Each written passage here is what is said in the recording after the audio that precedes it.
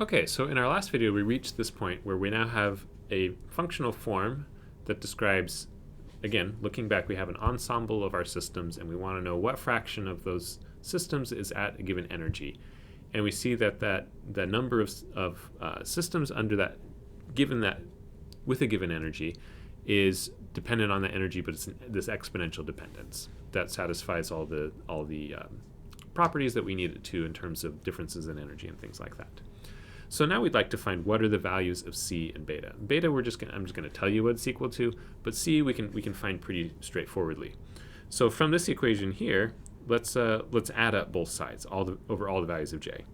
So if we write a sum over j of all the little aj values, well, if we add up all the different numbers of systems that have specific energies and we sum all the possible energies, that's just equal to the total number of systems, total number of copies that we have in our ensemble. Right, just as a reminder what this means, total number of copies. Okay, and if we add up what's on the right-hand side of the equation, we get C times sum over j of these exponential terms. All right, we can't really simplify that any further. But this allows us to solve for C. C then is equal to big A over this sum. We're going to give this sum a name in a letter in just a second. Okay, so we can then plug that back into this original equation here, into equation 1, to give us a bit more of a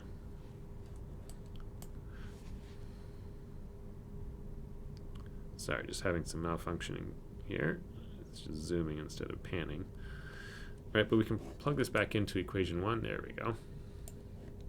For C, so say AJ is equal to big A over this sum over all the exponential terms, e to the minus beta e sub j times e to the minus beta e sub j.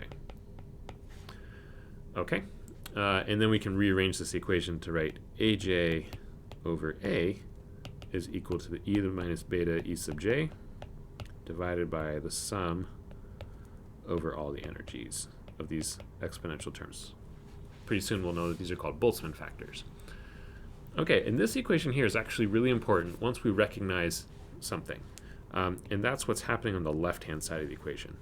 We have the total number of our copies of the system with a given energy divided by the total number of copies overall. And if we have that what this is here, I want you to pause and think about this. What is this equal to? What does this tell us about that particular energy? Okay, well, in the limit that we have a very, very large number of copies, and we can use the ideas of statistics, this here is a probability. This is the probability of our system being in state J. System having, we should say, having energy total equals E sub J. This is sort of what we're after in the first place. Like, you know, what's the likelihood that our system has this particular energy?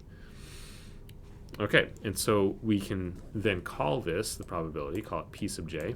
The probability of being in state J is equal to e to the minus beta E sub J divided by the sum over all these terms. And this is like one of the fundamental equations of statistical thermodynamics. So I'm going to put stars next to it. And what this gives us a way to look at, if we can find these E sub j values, then we can calculate probabilities, which is pretty cool. This quantity on the bottom, this sum, we give this a special name. This is called the partition function,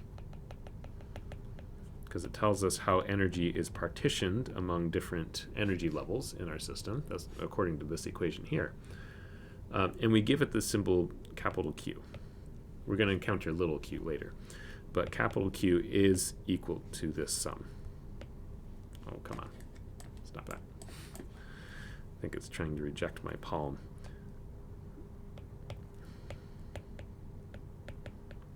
The last thing we need to just sort of finish up this is to clarify what beta is. And beta, this term that keeps showing up, we're not going to prove this at this moment. I'm just going to basically tell you that you can prove it. Beta is equal to 1 over the Boltzmann constant times temperature, temperature in Kelvin. So again, the Boltzmann constant, as a reminder, is directly related to the ideal gas constant. So these two are related by a factor of Avogadro's number. So anyway, 1 over kBT is what beta is. So this value P sub j, this probability, is a function of temperature. But often we write this just in terms of beta because it's easier to do some of the calculations in terms of beta. Okay, so we'll pause the video there. And this is, a really important equation, and we're going to look at, how some specific examples of how we can understand this, and particularly in class.